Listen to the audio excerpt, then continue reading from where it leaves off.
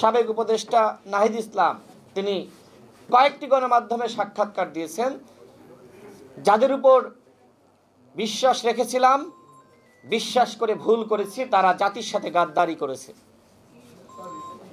আমার প্রশ্ন হলো, আমরা সেই সময় বারবার বলছিলাম উপদেষ্টা পরিষদের সংস্কার করেন। এই উপদেষ্টা পরিষদের মাধ্যমে কোনো সংস্কার রাষ্ট্রের হবে না। এই উপদেষ্টাদের সন্তানরা বিদেশে পড়াশোনা করে, তারা কেউ রক্ত দেয়নি, সংগ্রাম করে নাই, রাজপথে নামে নাই, ওরা গণঅভ্যুত্থানের কি বোঝে?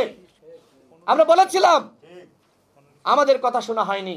কোন উপদেষ্টা জুলাই গাদ্দার, তার নাম প্রকাশ করেন। এখন কি তাহলে আপনার কথা শুনছে না? আপনার নির্দেশনা মানছে না? তাদেরকে যে চুক্তিতে নিয়োগ দিয়েছিলেন সেই চুক্তি কি বাস্তবায়ন করছে না?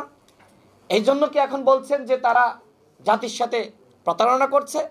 কিন্তু আমরা যখন সংস্কারের কথা বলেছিলাম তখন কেন সংস্কার করলেন না? আপনিও তো উপদেষ্টা ছিলেন। এদেশের জনগণ আপনার উপর দায়িত্ব দিয়েছিল যে আপনি সংস্কার করবেন, বিচার করবেন।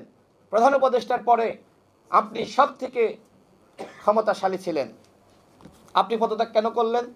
আজকে যে সংস্কার হচ্ছে না, এত মানুষ জীবন দিল, প্রাণ দিল, এত রক্তহানি,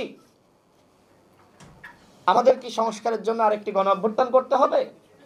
তাহলে কি দেশের মানুষ 10 বছর 15 বছর পর পর শুধু জীবনই দান করে যাবে?